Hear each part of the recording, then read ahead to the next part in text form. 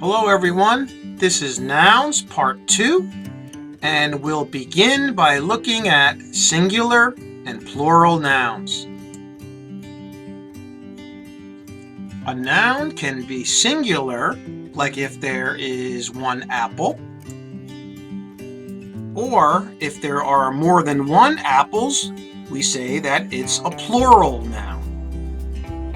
Let's look at some examples. We have tree, one tree is singular, and we have trees, more than one tree, so it's plural. We add s to most nouns to show that they are plural. For example, girl and girls, flower and flowers, car and cars. We add es to nouns that end in s, ch, sh, ss, x, and z to make them plural. Let's look at some examples. Bus, buses. Bench, benches. Dish, dishes. Dress, dresses. Box, boxes. Quiz and quizzes. We drop the y and add ies to nouns if they end in a consonant plus y to make them plural. For example, baby, babies. Country, countries. We add es to nouns if they end in a consonant plus o to make them plural. For example, potato, potatoes. Tomato, tomatoes.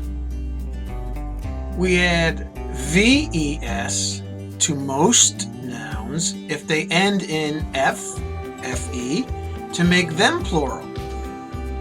Let's look at some examples. Wolf, wolves. Leaf, leaves. Knife, knives.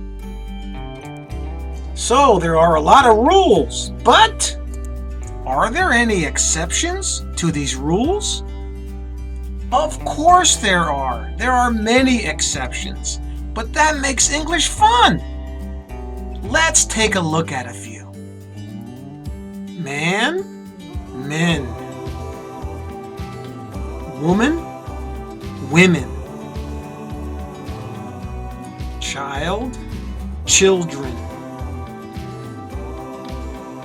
Tooth, teeth. Foot, feet. Mouse, mice.